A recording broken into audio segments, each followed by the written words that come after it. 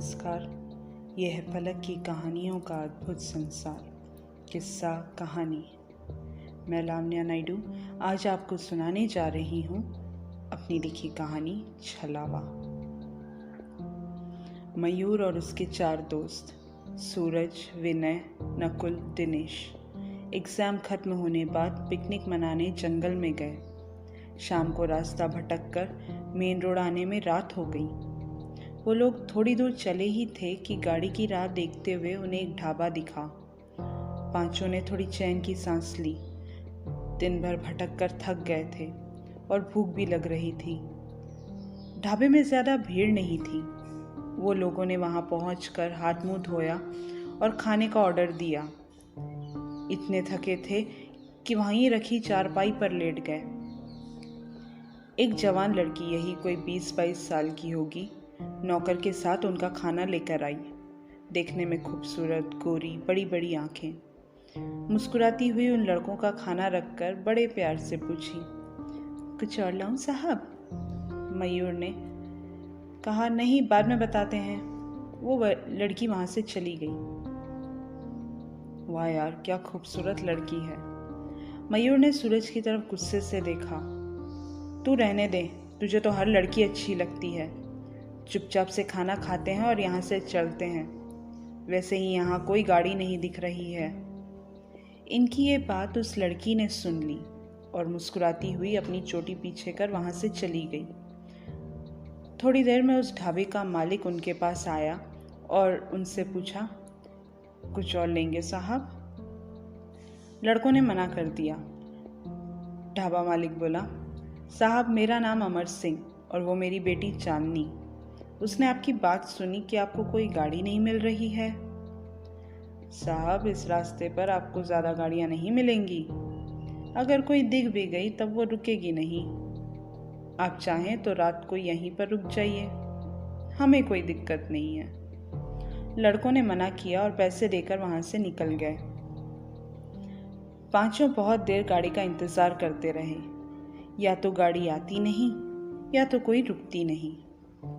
अंधेरा और गहरा होता जा रहा था। पास में जंगल होने की वजह से खतरनाक आवाजें भी आ रही थी। नकुल को डर लग रहा था। उसने कहा, यार, हमें वापस ढाबे पर चले जाना चाहिए, सुबह शायद कोई गाड़ी मिल जाए। सूरज भी नकुल की बात से सहमत था, लेकिन मयूर और दिनेश ने वापस जाने से मना कर दिया। यार, मुझे वो ढाबा बहुत अजीब लगा, हम वहाँ नहीं जाएंगे।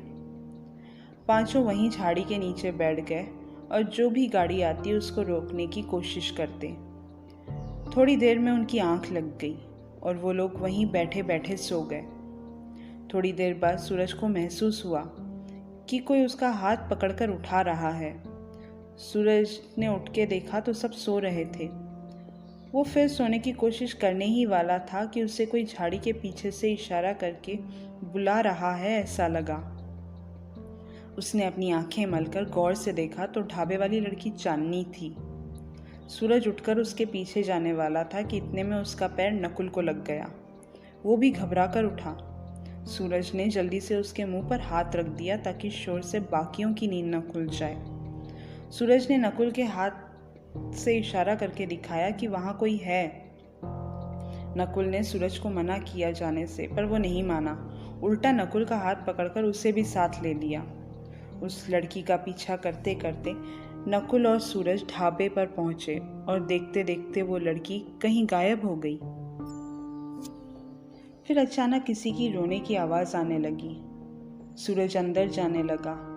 नकुल ने सूरज को रोका पर वो नहीं माना और ढाबे के अंदर चला गया। बहुत देर तक जब सूरज बाहर नहीं आया तो नकुल सूरज का नाम पुकारते हुए अंदर गया।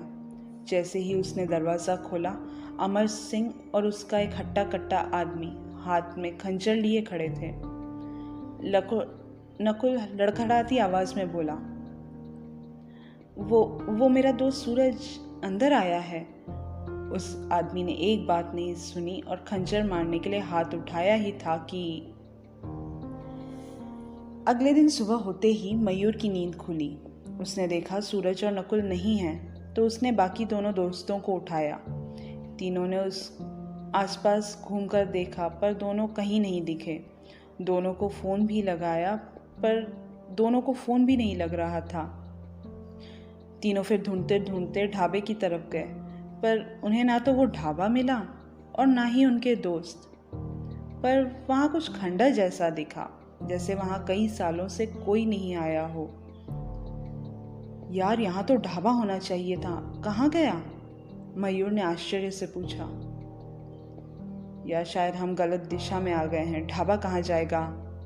कल रात के समय आए थे ना, तो शायद हम ही रास्ता भटक गए होंगे। पर परेशान दिनेश भी था। हर तरफ देखने पर भी सूरज और नकुल नहीं मिले तो तीनों अब डर के मारे सोचने लगे कि अब क्या किया जाए।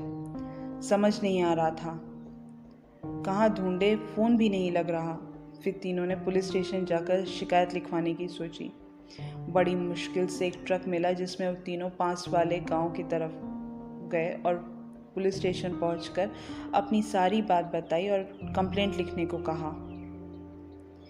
इनकी कहानी सुन पुलिस स्टेशन में एक पल के लिए सन्नाटा छा गया। सारे पुलिस वाले एक दूसरे को देखने लगे।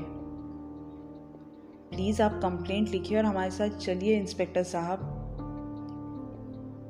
एक पुलिस वाला कुछ बोलने ही वाला था कि इंस्पेक्टर ने उसे चुप करवा दिया और गाड़ी निकालने को कहा। पुलिस जीप में पुलिस वाले और ये तीनों बैठकर उस ढाबे पर चल दिए। आज बस इतना ही।